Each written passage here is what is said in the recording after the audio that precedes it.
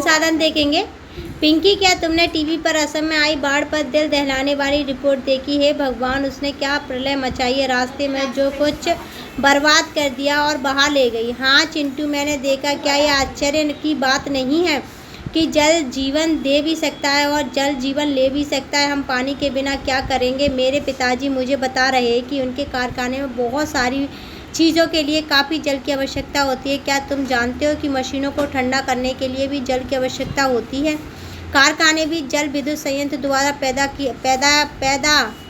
की हुई बिजली से चलता है। अब मैं समझती हूँ कि तुम युग में मानव नदी और अन्य जल स्रोत जैसे झरने, झील, पोखर और मरुधानों के आसपास क्यों बसता है। मरुधान पता है? जो राजस्थान है ना, राजस्थान में क्या है, पानी एक जगह पे इकट्ठा हो जाता है तो चारों तरफ तो क्या है, रेत, तो उसे बोलते हैं मरु, और पानी जो स्थित है उसे बोलेंगे मरुधान।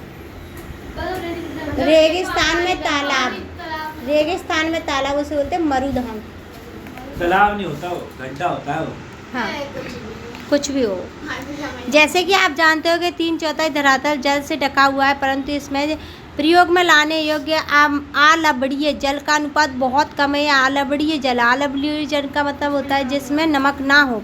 हमें सतही अपवाह और भौम जल स्रोत से प्राप्त होता है, जिसका लगातार नवीनीकरण और पुनर्भरण जल चक्रीय वो जलीय चक्र द्वारा होता है। जल चक्र पता है ना? एक साइकिल है पूरी। सारा जल चक्रीय क्रम में गतिशील रहता है, जिससे नवीनीकरण सुनिश्चित होता है। आपको आश्चर्य हो रहा होगा कि जब पृथ्वी का 3/4 भाग जल से घिरा है और जल एक नवीनीकरण योग्य संसाधन है, तब भी विश्व के अनेक देश और क्षेत्रों में जल की कमी है। ऐसी भविष्यवाणी क्यों की जा रही है कि 2025 में 25 करोड़ लोग जल की नितांत कमी झेलेंगे। 2025 तक इससे 20 करोड़ लोग क्या है, जल की कमी को झेलेंगे। जल दुर्लभता और जल संरक्षण एक प्रबंधन की आवश्यकता है, यानी कि जल बड़ी मुश्किल से मिलता है, इसलिए इसका संरक्षण भी करना चाहिए। जल के विशाल भंडार और इसके नवीनीकरण योग्य गुणों के होते हुए भी यह सोचना मुश्किल है कि हम जल दुर्लभता का सामना करना पड़ सकता है। जैसे ही हम जल की कमी की बात करते हैं तो हमें तत्काल ही कम वर्षा वाले क्षेत्र या सूखाग्रस्त इलाके ध्यान आते हैं। ऐसी जगह जहाँ पर कम वर्षा हो रही है या सूखा हो। हमारे मानव पटल पर तुरंत राजस्थान के मरुस्थल और जल से भरे मटके संतुलित करती हुई और जल भरने के लिए लंबी रास्ता तय करती हुई पनिहारनों के चित्र चित्रित हो जाते हैं। यह सच है कि वर्षा में वार्षिक और मौसमी परिवर्तन के कारण जल संसाधनों की उपलब्धता में समय और स्थान के अनुरूप विविधता आई है, परंतु अधिकतर जल की कमी इनके अतिशोषण यानी कि ज़्यादा पानी निकालने से, अत्यधिक प्रयोग करने से, ज़्यादा पानी प्रयोग करने से समाज के विभिन्न वर्गों में जल के असमान वितरण के कारण है, यानी कि किसी को ज़्यादा पानी मिल रहा है, किसी को कम पानी मिल रहा है। इस वजह से भी क्या है, डिसमैनेजमेंट होता है पानी का। क्या यह संभव है कि किसी क्षेत्र में प्रचुर मात्रा में जल संसाधन होने के बावजूद भी वहाँ जल की दुर्लभता यानी कि कमी हो सकती है? हाँ भाई, ये बात सही है। हमारे कई शहर इसके उदाहरण रहते हैं। जल दुर्लभता अत्यधिक और बढ़ती जनसंख्या, उसके परिणामस्वरूप जल की बढ़ती मांग और असमान वितरण का परिणाम हो सकती है। जल अधिक जनसंख्या के लिए घरेलू उपाय में उपयोग में नहीं बल्कि अधिक अनाज उगाने के लिए किया जाता है। अतः अनाज का उत्पादन बढ़ाने के लिए जल संसाधनों का अति शोषण करके ही सिंचित क्षेत्र बढ़ाया जा सकता है और शुष्क ऋतु में भी खेती की जा सकती है। सिंचित कृषि में जल का सबसे ज़्यादा उपयोग होता है। शुष्क कृषि तकनीकी तथा सूखाग्रस्त प्रतिरोध फसलों के विकास द्वारा आप कृषि क्षेत्र में क्रांति लाने की आवश्यकता है। आराम से समझना, पानी की कमी कैसे कैसे आती है। एक तो हमारे पास ज़्यादा निकाला हमने पानी ज़मीन से, ठीक है, तो पानी की कमी कहाँ हुई, ज़मीन में। दूसरा, हमने निकाला तो उसे सही तरीके से यूज़ नहीं किया, हमने ऐसे ही यूज़ किया और उसे फेंक दिया, मतलब पानी फैलाया, ठीक है। तीसरा क्या था कि हम केवल मानव के लिए पानी हमें चाहिए, साफ पानी, शुद्ध पानी जो होता है, जैसे मीठा जल बोलते हैं, उसे हम मशीनों में लगा रहे हैं। किस में लगा रहे हैं? मशीनों से हम बना रहे हैं अपने उत्पाद के सामान। तीसरा सबसे बड़ा जो कारण सामने आता है वो है कृषि। अब कृषि में तो देना पड़ेगा, खाएंगे क्या। लेकिन नहीं, हमने क्या किया है, जो इथेनॉल आज की टाइम पे इतना बड़ा क्राइसिस लेके आया हमारे देश। क्राइसिस क्या कह सकते हैं, डेवलपमेंट भी कह सकते हैं, क्राइसिस भी कह सकते हैं, दोनों मिक्सअप है।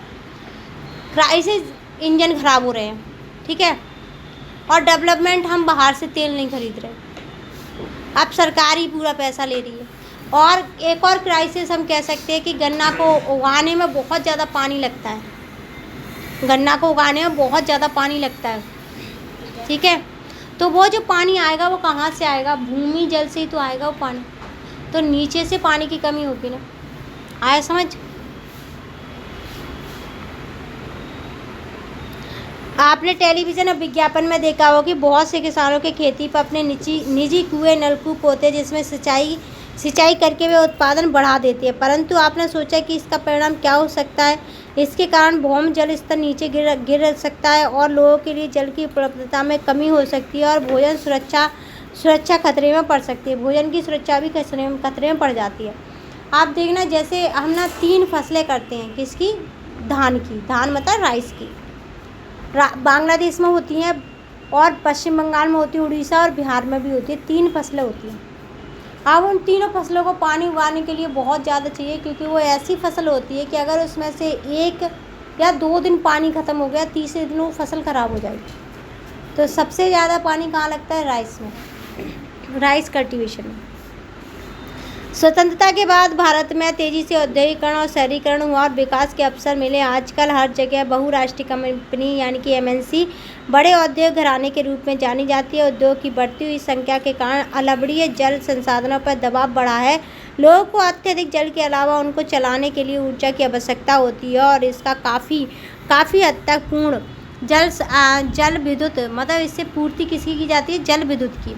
इसके अलावा शहरों की बढ़ती संख्या और जनसंख्या तथा शहरी जीवन शैली के कारण न केवल जल और ऊर्जा की आवश्यकता में बढ़ोतरी हुई है, अपितु इनसे संबंधित समस्याएं और गहरा गई हैं। यदि आप शहरी आवास समिति व कॉलोनी पर नज़र डालें तो आप पाएंगे कि उनके अंदर जल पूर्ति के लिए नलकूप स्थापित किए गए। इनमें से कोई आश्चर्य की बात नहीं। शहरों में जल संसाधन का अतिशोषण हो रहा है और इनकी कमी होती जा रही है। देखो, अब सिंपल एग्जांपल देखना, जैसे ये ट्यूबवेल है, ठीक है, इंसानों ने बनाई बिल्डिंग, क्या बना ली? बिल्डिंग। किसी की 5 मंजिल से नीचे की बिल्डिंग नहीं है, ठीक है, जिसकी बनी है उसकी 5 मंजिल तक तो बनी ही बनी है, मिनिमम जिसके पास पैसा है। अब उस 5 मंजिल पे क्या रहते हैं? किराएदार रहते हैं। अब किराएदारों के लिए क्या चाहिए? पानी चाहिए। और वो कहाँ से आए हैं? गाँव से। और वो यहाँ क्या कर रहे हैं? पैसा कमा के लेके जाएंगे। तो समस्या कहाँ थी? देखो, अगर हम सरकार हमारी उन्हें उनकी स्किल के हिसाब से गांव में काम दे देती तो वो शहर नहीं आते, ठीक है। एक समस्या यहाँ थी, लेकिन हम उनकी स्किल के हिसाब से काम नहीं दे सकते उन्हें। क्यों नहीं दे सकते? कोई इंसान सॉफ्टवेयर इंजीनियरिंग करके क्या उसे गांव में काम मिल सकता है? उसे वर्क फ्रॉम होम मिल सकता है, जब वो अपना बेस्ट 5 या 6 साल किसी कंपनी में दे देता। समस्या पानी की कमी में नहीं है, समस्या है जनसंख्या के बढ़ने पे। और जनसंख्या के बढ़ी है, किस वजह से बढ़ी है? हमारी एजुकेशन वगैरह सब कुछ अच्छी हुई है, लेकिन जनसंख्या आज के टाइम पे स्टैग्नेशन पे, तो ना बढ़ रही ना घट रही।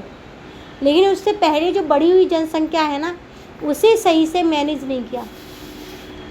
अगर कोई बच्चा गांव से पढ़ना चाहता है तो उसे रोजगार वहीं पे उपलब्ध हो, ऐसा नहीं हो सकता कभी भी। क्यों नहीं हो सकता? क्योंकि एक IAS बनने के लिए उसे कहाँ आना पड़ेगा? दिल्ली जैसे शहर में आना पड़ेगा। डॉक्टर बनने के लिए उसे कोटा जैसी सिटी में जाना पड़ेगा। और यही बनाते हैं, क्या बनाते हैं? इन्हीं की वजह से जनसंख्या अनइवनली डिस्ट्रीब्यूटेड होती है। और जब जनसंख्या अनइवनली डिस्ट्रीब्यूटेड होती है तो उसकी रिक्वायरमेंट भी तो अनइक्वली डिस्ट्रीब्यूटेड होंगी, उनकी नीड भी तो उसी हिसाब से होंगी। नीड पूरी करे सरकार। ये सरकार क्या, कैसी भी सरकार कभी भी ज़िंदगी बन जाती है। मैं इस चीज़ का चैलेंज देती हूँ कि उस गांव में कभी भी वो उस तरीके का रोज़गार उपलब्ध करा दे जितनी बच्चे के अंदर स्किल है। नहीं होता, कहीं भी नहीं होता।